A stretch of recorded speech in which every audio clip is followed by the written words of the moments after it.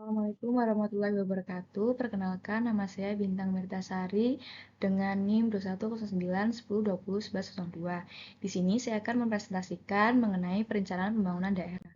Yang pertama ialah ada sistem penyelenggaraan pemerintahan negara Kesatuan Republik Indonesia.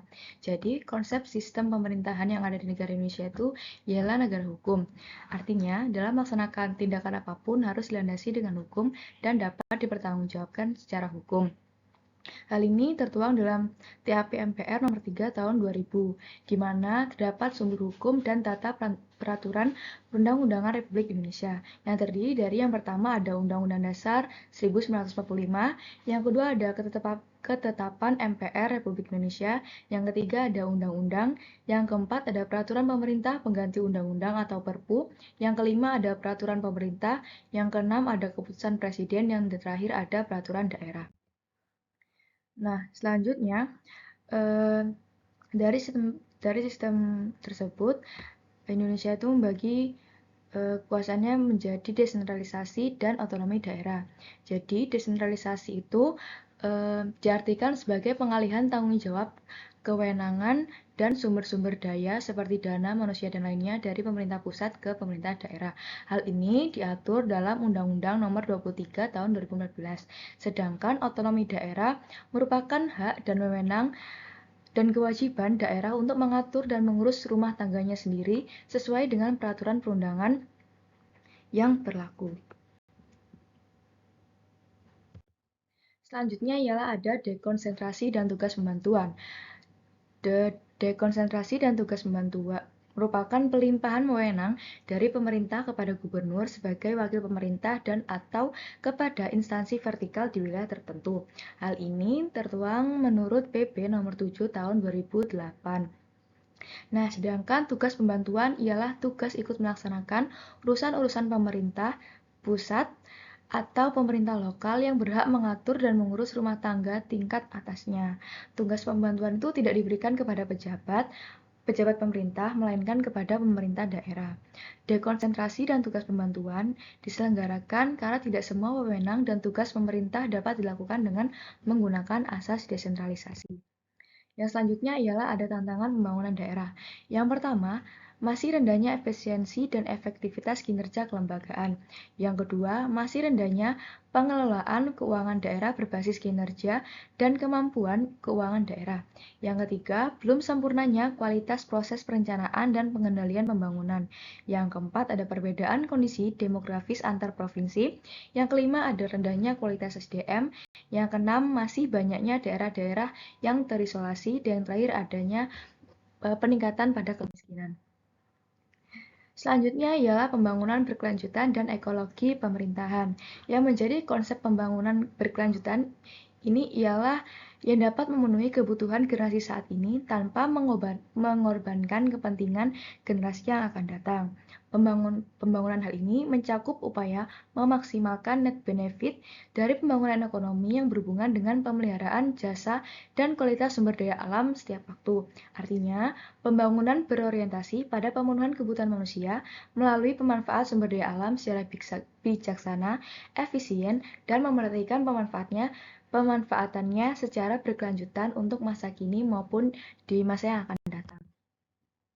Selanjutnya ialah ada indikator pembangunan. Indikator pembangunan merupakan tolak ukur yang digunakan dalam mengukur performa suatu negara dalam mencapai pembangunannya, serta untuk dibandingkan terhadap negara-negara lainnya. Tiga konsep dasar yang menjadi indikator keberhasilan pembangunan ialah kesejahteraan yang dapat diukur dari perekonomian dan tingkat pendapatan. Kemudian ada rasionalitas dan kebebasan.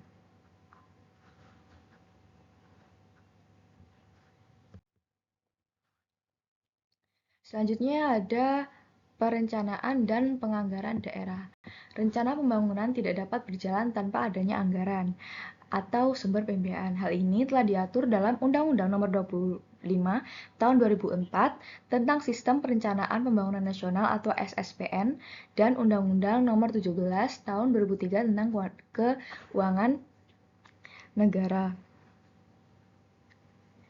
Jadi terdapat 5 jenis dimensi perencanaan daerah ditinjau dari waktunya. Yang pertama ada Rencana Pembangunan Jangka Panjang Daerah atau RPJPD. Yang kedua ada Rencana Pembangunan Jangka Menengah Daerah atau RPJMD. Yang ketiga ada Rencana Strategi Satuan Kerja Perangkat Daerah atau Renstra SKPD. Yang keempat ada Rencana Kerja Pemerintah Daerah atau RKPD. Dan yang terakhir ada Rencana Kerja Satuan Kerja Perangkat Daerah atau Renja SKPD. Selanjutnya ialah ada desentralisasi fiskal. Desentralisasi fiskal merupakan penyerahan sebagian atau tanggung jawab fiskal atau keuangan negara dari pemerintah pusat kepada jenjang pemerintahan di bawahnya. Nah, gagasan dasar desentralisasi fiskal adalah penyerahan beban tugas pembangunan, penyediaan layanan publik, dan sumber daya keuangan dari pemerintah pusat ke pemerintah daerah sehingga tugas-tugas itu akan lebih dekat kepada masyarakat. Terdapat 4 kebijakan desentralisasi fiskal. Ialah yang pertama ada hubungan keuangan pusat dan daerah yang meminimkan ketimpangan. Yang kedua ada sistem penerimaan dan pembiayaan daerah untuk efisiensi alokasi. Yang ketiga ada keleluasaan belanja daerah untuk mencapai SPM. Yang terakhir ada harmonisasi belanja pusat dan daerah untuk pelayanan publik. Yang selanjutnya ada dana perimbangan atau dana transfer. Dana perimbangan merupakan dana yang bersumber dari penerimaan anggaran pendapatan dan belanja negara atau APBN yang dialokasikan kepada daerah untuk membiayai kebutuhan daerah, yang bertujuan untuk mengurangi keuangan horizontal antar daerah, mengurangi kesenjangan vertikal pusat dan daerah, dan untuk menciptakan stabilitas aktivitas perekonomian daerah. Terdapat 4 jenis data perimbangan. Yang pertama ada bagi hasil pajak atau bagi hasil bukan pajak dana bagi hasil. Yang kedua ada dana alokasi umum. Yang ketiga ada dana alokasi khusus. Dan yang terakhir ada dana perimbangan dari provinsi. Selanjutnya ialah anggaran pendapatan belanja daerah. APBD merupakan kebijaksanaan keuangan tahunan pemerintah daerah yang disusun berdasarkan ketentuan perundang-undangan yang berlaku. Pengelolaan keuangan daerah mestilah dilakukan secara sangat hati-hati karena masalah dana publik atau keuangan negara harus dikelola secara baik dan dibelanjakan sesuai peruntukannya dalam skala prioritas. Terdapat 5 sumber anggaran APBD. Ialah yang pertama ada pajak, yang kedua ada restribusi, yang ketiga ada laba BUMN atau BUMD, yang keempat dari utang, dan yang terakhir ada dari hibah. Yang selanjutnya ialah mobilisasi potensi pembangunan.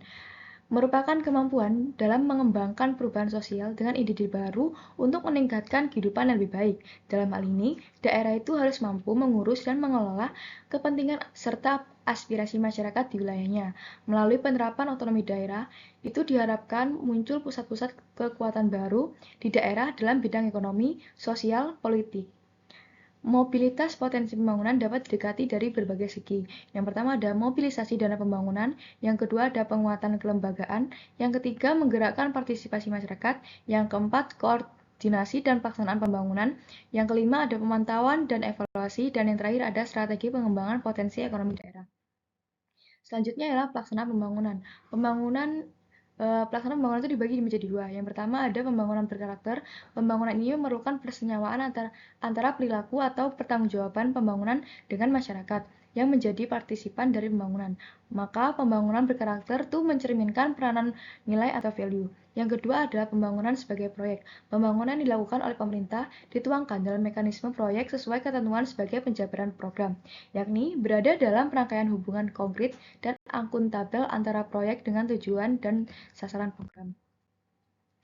Apa sih yang harus diperhatikan dari pelaksanaan pembangunan? Ialah yang pertama koordinasi perencanaan, yang kedua pemantauan dan evaluasi, yang ketiga ada pengawasan, yang keempat ada sistem informasi dalam manajemen pembangunan, yang kelima ada sistem pemantauan dan evaluasi kerja, yang keenam ada sistem evaluasi kerja, dan terakhir ada dinamika pembangunan. Sekian dari presentasi saya, kurang lebihnya mohon maaf. Wassalamualaikum warahmatullahi wabarakatuh.